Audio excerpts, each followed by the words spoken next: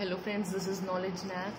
आज की वीडियो में मैं आपके साथ शेयर करूंगी क्लास 9th के चैप्टर ट्रायंगल्स की एक्सरसाइज 7.1 के लास्ट 2 क्वेश्चंस। इसके प्रीवियस क्वेश्चंस क्वेश्चन नंबर 1 से 6 तक मैं ऑलरेडी अपनी लास्ट वीडियोस में आपके साथ शेयर कर चुकी हूँ। अब क्वेश्चन नंबर 7 स्टार्ट करने से पहले मैं आपसे रिक्वेस्ट करूँगी कि अगर आपने अभी तक मेरे चैनल को सब्सक्राइब नहीं किया है तो प्लीज़ इसे ज़रूर सब्सक्राइब कर लें। अब देखते हैं question number 7। So question number 7 says AB is a line segment and P is its midpoint. D and E are points on same side of AB such that angle BAD is equal to angle ABE and angle EPA is equal to angle DPB. Show that triangle DAP is congruent to EBP. This is first part, and second part AD is equal to BE. सबसे पहले समझते हैं question क्या कह रहा है। देखिए, A B एक लाइन सेगमेंट है और पी इसका मिड पॉइंट है, तो यानी कि ए पी जो है वो हमारा इक्वल हो गया पी बी के। दूसरी चीज़ जो वो कह रहे हैं, एंगल बी ए डी यानी कि बी ए डी, ये वाला angle, this is equal to angle A B E, this angle. तो ये एंगल इस एंगल के इक्वल गिवन है। तीसरी चीज़ क्या कह रहे हैं, angle E P A is equal to angle D P B. तो ये एंगल ई पी ए और ये एंगल डी पी बी, ये दोनों एंगल्स भी आपस में इक्वल हैं। अब देखिए हमें क्या करना है, ट्रायंगल डी ए पी, इस ट्रायंगल को हमें कॉन्ग्रुएंट करना है ई बी पी के, इस ट्रायंगल के। तो सबसे पहले देखिए, इन दोनों ट्रायंगल्स को हम अगर अलग से ड्रॉ कर लें तो ये होगा ए पी डी और दूसरा हमें चाहिए ई पी बी। तो इसको अगर मैं ड्रॉ करूं तो ये हमारा इस तरह से आएगा, this is E, this is P and this is B. और इसके अंदर देखिए हमें जो क्वेश्चन में गिवन है वो क्या क्या था, ए पी जो है पी बी के इक्वल था, तो ये इक्वल है हमारे पास। फिर हमारे पास डी ए पी यानी कि ये वाला एंगल ई बी पी के इक्वल था। तो ये ट्रायंगल में दो चीज़ें हैं, दो पैरामीटर्स हैं जो हमें साफ साफ दिख रहे हैं कि इक्वल है। अब अगर हमें ट्रायंगल्स को कॉन्ग्रुएंट प्रूव करना है तो हमें मालूम है कि हमें 3 पैरामीटर्स को इक्वल पुट करना होता है। तो इसके लिए अब हमें थर्ड एक पैरामीटर ढूंढना होगा। तो उसके लिए देखिए हम क्या करेंगे, हमें क्वेश्चन में क्या गिवन है, angle E P A is equal to angle D P B, ये हमें गिवन है। This angle is equal to this angle. अब देखिए जो इन दोनों के बीच का एंगल है यानी कि ये वाला ई पी डी, अगर इस एंगल को हम दोनों तरफ ऐड कर दें तो हमारे पास क्या आ जाएगा, angle E P A plus angle E P D is equal to angle D P B plus angle E P D. देखिए ई पी ए और डी पी बी हमारे पास पहले से था, ये इक्वल टू है, इक्वल टू के दोनों तरफ हमने ई पी डी को ऐड कर दिया। और आपको मालूम है कि हम इक्वालिटी में अगर हमारे पास कोई इक्वेशन है तो हम दोनों तरफ सेम चेंज कर सकते हैं। तो इस समय हमने दोनों तरफ एक फिक्स्ड एंगल को ऐड कर दिया। तो अब देखिए फिगर में ई पी ए ये एंगल है और ई पी डी ये एंगल है। अगर मैं इन दोनों एंगल्स को ऐड कर दूं तो वो कौन सा एंगल बन जाएगा, ये वाला, this plus this is equal to this. और इस एंगल का नाम हमारा क्या हो जाएगा, एंगल डी पी ए, ये एंगल बन गया। अब इसी तरह से इधर देखेंगे, डी पी बी ये वाला एंगल, उसमें हमने ऐड किया ई पी डी, तो this angle plus this angle, this becomes this. तो इस एंगल का नाम है हमारा ई पी बी। तो अब हमारे पास डी पी ए और ई पी बी दो एंगल्स इक्वल आ गए। तो अगर आप इस फिगर में देखें तो डी पी ए ये वाला एंगल है और ई पी बी ये वाला एंगल है। तो अब देखिए हमारे पास 3 पैरामीटर्स इक्वल आ चुके हैं। अब हमें सिर्फ इसको लिखना होगा। इस तरह से लिखेंगे, in triangle EBP and triangle DAP, तीन पैरामीटर्स हमारे, angle EPB is equal to angle DPA। ये हमने यहाँ पर अभी अभी ऊपर प्रूव करा है, तो आप इसको लिख सकते हैं प्रूव्ड अबव।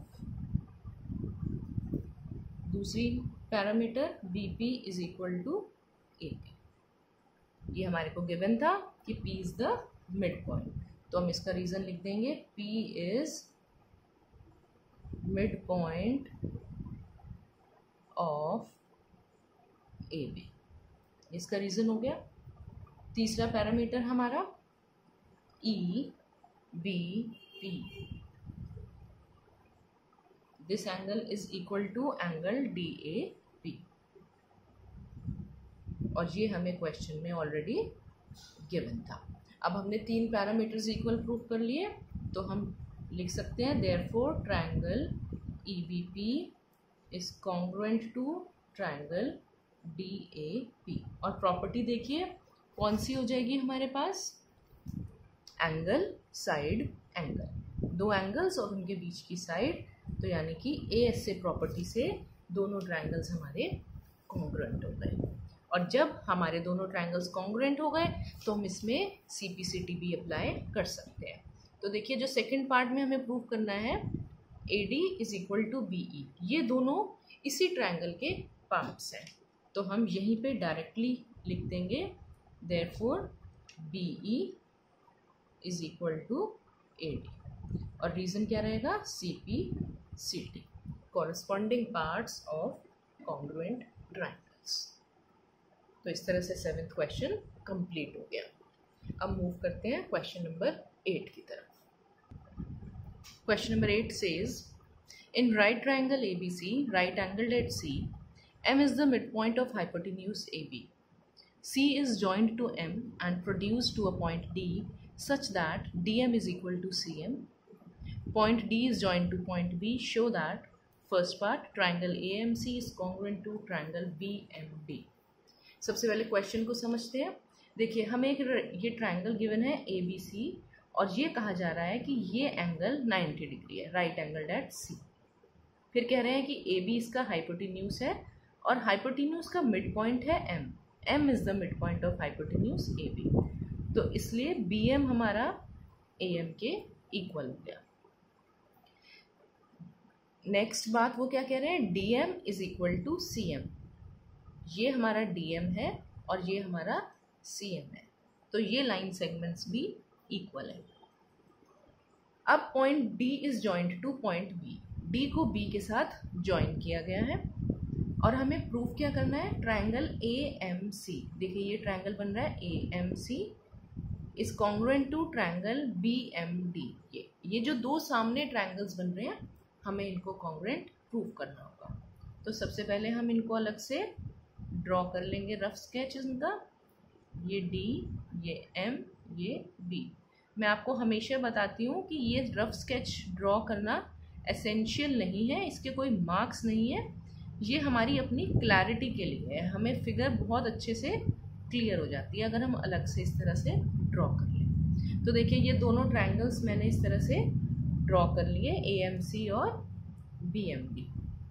अब हमें इन्हें कॉन्ग्रुएंट प्रूव करना है, तो हम लिखेंगे in triangle AMC and triangle BMD।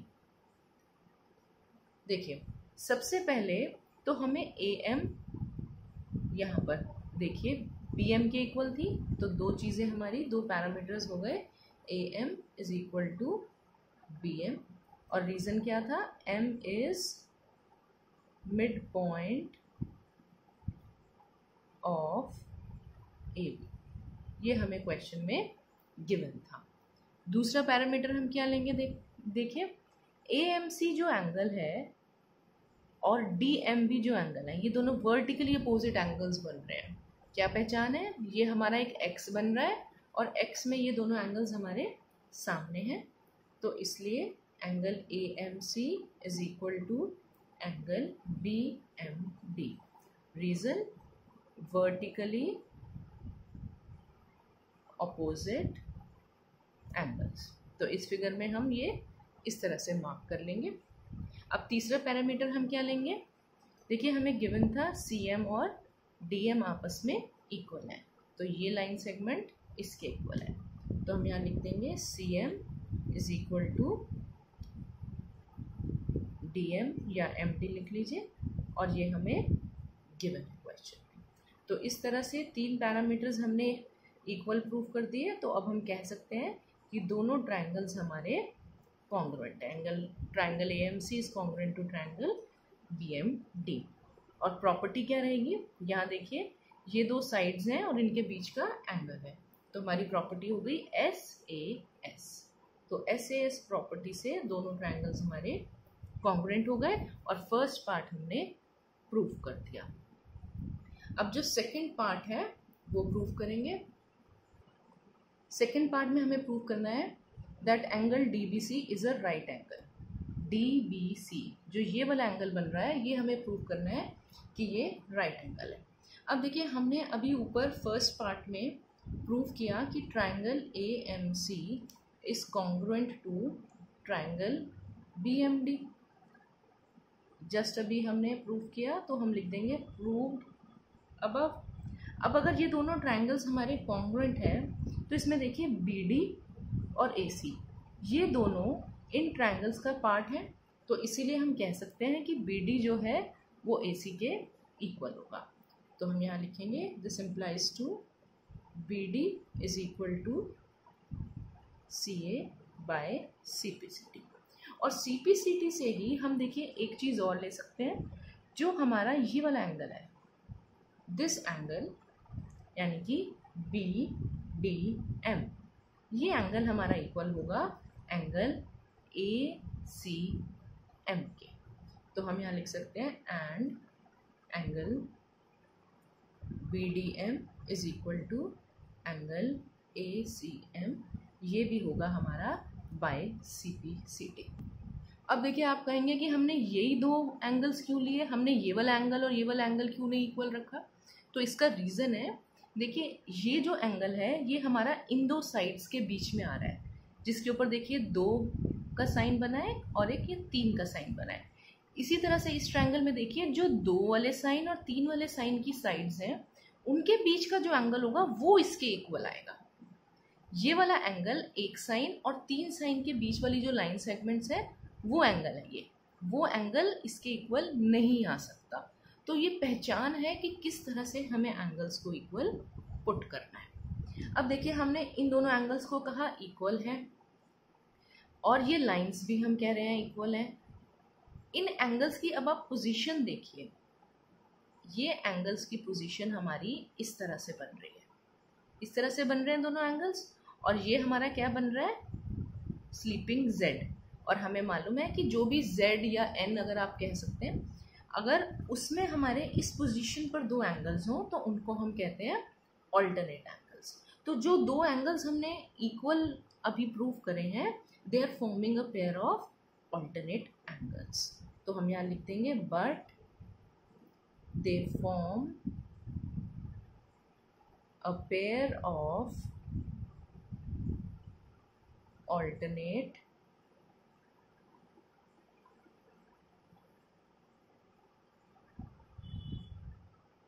angles,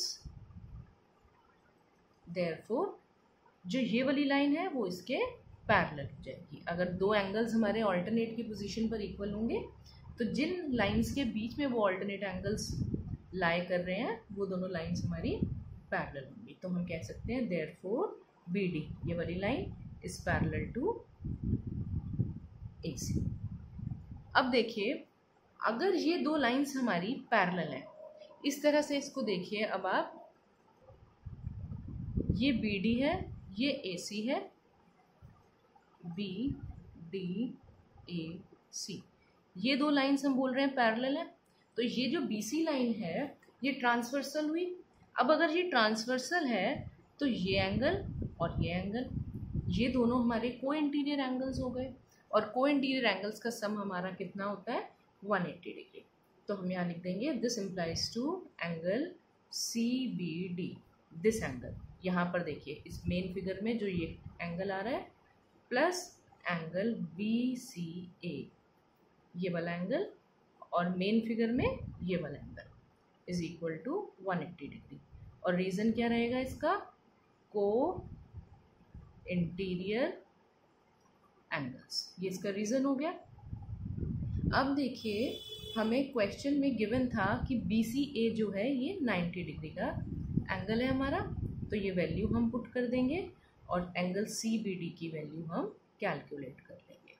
तो ये आ जाएगी 180 माइनस 90 यानी कि 90 डिग्री। तो एंगल CBD हमारा आ गया 90 डिग्री और यही हमें प्रूव करना था। Angle DBC is a right angle. 90 degree हमने प्रूव कर दिया। अब मूव करते हैं इसके थर्ड पार्ट की तरफ। थर्ड पार्ट में देखिए हमें क्या प्रूव करना है? Triangle DBC, this triangle is congruent to triangle ACB। तो सबसे पहले अलग से फिगर ड्रॉ कर लेंगे इस तरह से, DBC, और ये हो जाएगा हमारा ABC। ये दोनों ट्राइंगल्स हमें कॉन्ग्रुएंट प्रूव करने हैं। तो सबसे पहले देखिए हम यहाँ BD को AC के इक्वल ऑलरेडी प्रूव कर चुके थे ऊपर, तो हम यहाँ लिख देंगे in triangle DBC and triangle ACB। तीन पैरामीटर्स हमें रखने हैं, तो DB is equal to AC, और इसका रीज़न क्या रहेगा? Proved above. दूसरी चीज़ देखिए, एंगल DBC को अभी हमने 90 प्रूव करा और एंगल ACB हमें 90 गिवन था, तो हम लिखेंगे angle DBC is equal to angle ACB and both are equal to 90 degree. तीसरा पैरामीटर देखिए, जो BC लाइन है हमारी, ये हमारी दोनों ट्रायंगल्स में कॉमन है, तो हम लिख देंगे BC is equal to BC common. ये रीज़न हो गया, ये BC यहाँ और यहाँ पर इस तरह से हमने मार्क कर दिया। तो दोनों ट्रायंगल्स में हमने तीन पैरामीटर्स को इक्वल पुट कर दिया, तो अब हम कह सकते हैं therefore triangle DBC is congruent to triangle ACB। और प्रॉपर्टी क्या रहेगी? देखिए प्रॉपर्टी हो जाएगी हमारी SAS, दो साइड्स और उनके बीच का एंगल। तो SAS प्रॉपर्टी से हमारे दोनों ट्रायंगल्स कॉन्ग्रुएंट हो गए। अब देखते हैं फोर्थ पार्ट। तो फोर्थ पार्ट में हमें प्रूव करना है CM is equal to half of AB। ये देखिए ये CM है और ये है AB, तो इस लाइन सेगमेंट को हमें इस लाइन सेगमेंट का हाफ प्रूव करना है। अब देखिए सबसे पहले हम क्या करेंगे, अभी हमने ऊपर वाले पार्ट में क्या प्रूव किया था? Triangle DBC is congruent to triangle ACB।